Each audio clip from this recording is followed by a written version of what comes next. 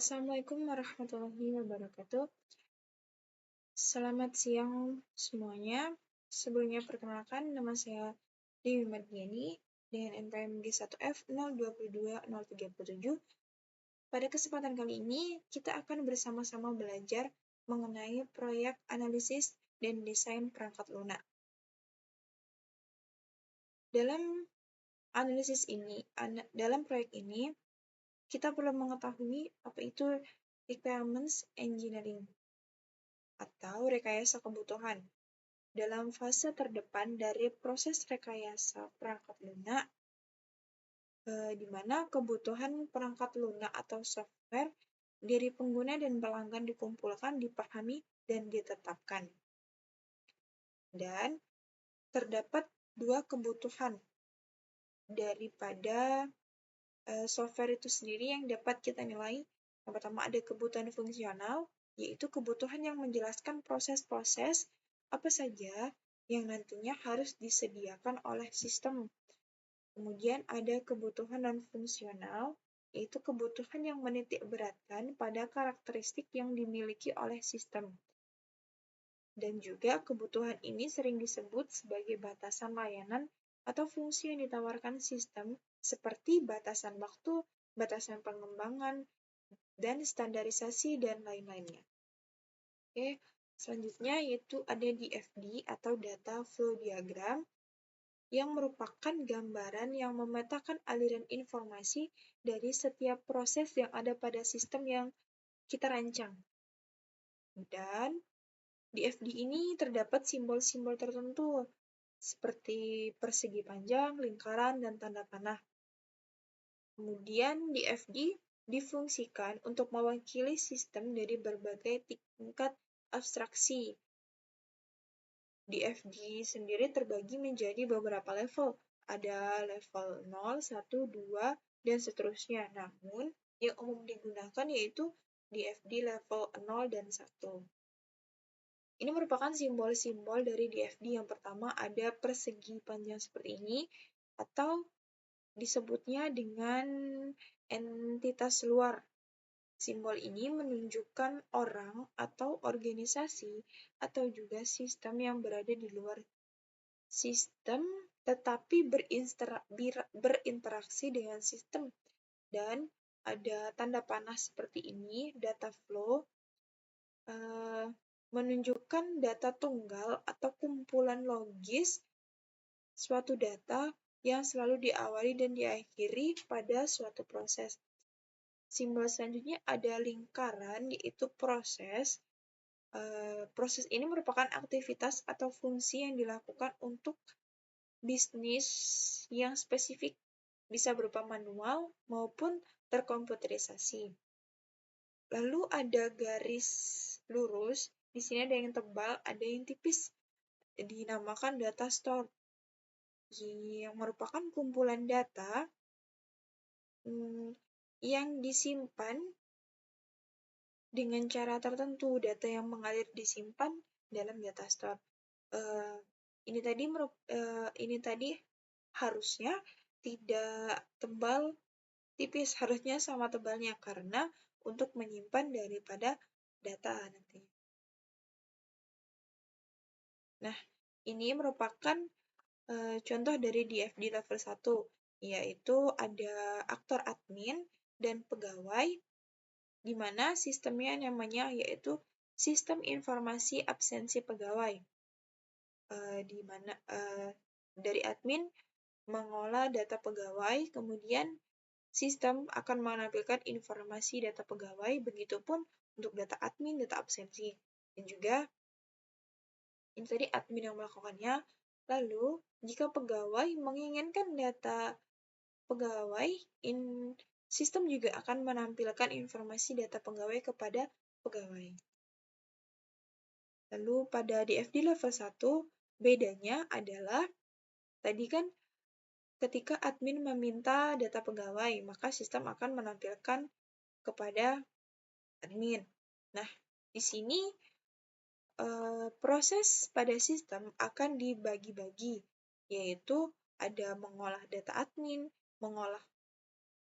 yang kedua, mengolah data pegawai, lalu mengolah data admin gitu, data absen.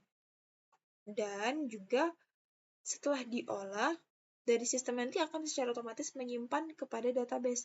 Begitupun untuk proses yang kedua, akan menyimpan kepada database.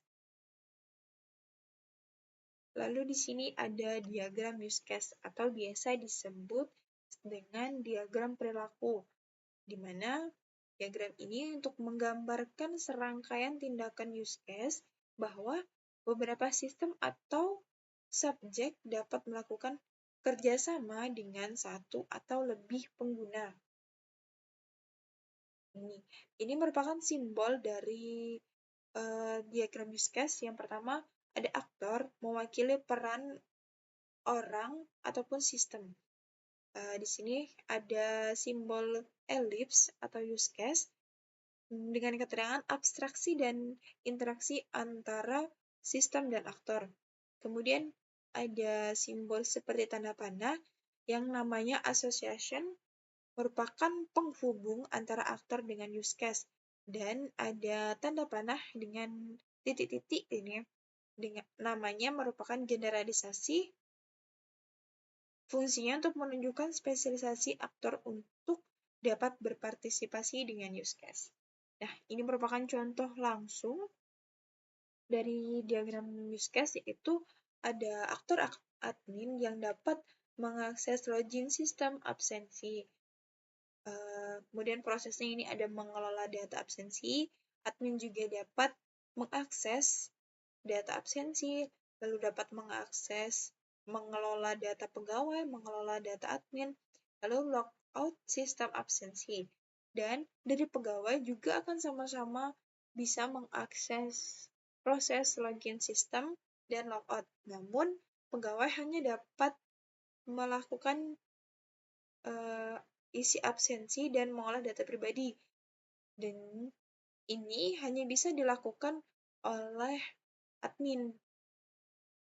Selanjutnya ada activity diagram, yaitu UML behavior diagram yang menunjukkan flow of control alir atau arus objek dengan penekanan pada urutan dan kondisi arus.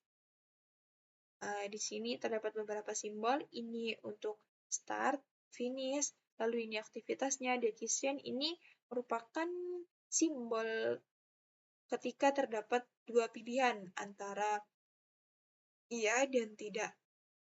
Karena untuk menentukan keputusan.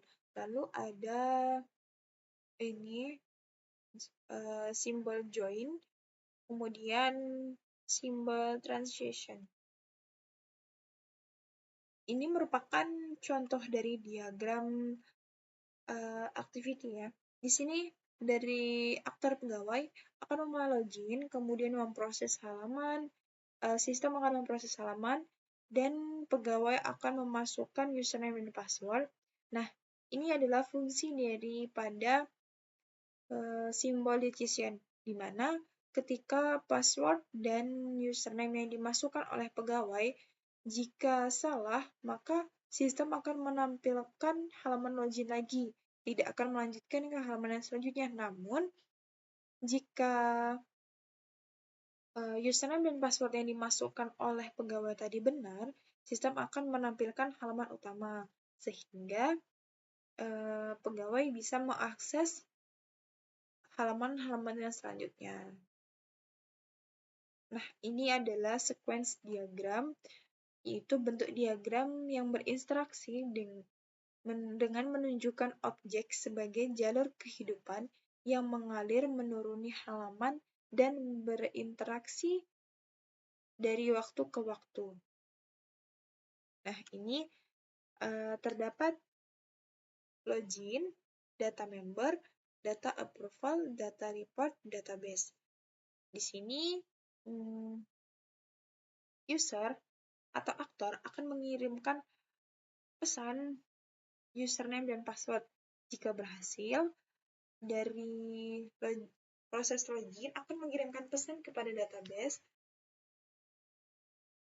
di sini merupakan contoh dari sequence diagram, di mana pada contohnya aktor akan mengirimkan pesan atau akan memasukkan username dan password, kemudian tidak akan langsung berhasil, tetapi pada proses login akan mengirimkan atau memeriksa data login dari database yang tersimpan. Kalau misal database mengembalikan data login dan dirasa benar, maka proses login akan mengembalikan proses autentikasi kepada aktor. Seperti itu. Lalu ada kelas diagram, yaitu untuk menggambarkan tentang kelas-kelas serta paket yang ada di dalam sistem yang sedang dikembangkan. Ini contohnya terdapat kelas data obat mempunyai kolom kode obat, nama obat, kategori, tanggal expired, letak, stok, dan satuan.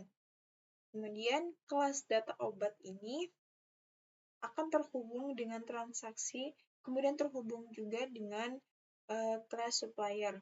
Dan kelas cetak laporan akan menghubungkan juga dengan kelas data obat. Begitupun data obat keluar akan saling terhubung. Mereka akan saling terhubung satu sama lain. Hanya itu saja yang dapat saya jelaskan. Jika banyak kurangnya, saya mohon maaf. Saya akhiri. Wassalamualaikum warahmatullahi wabarakatuh.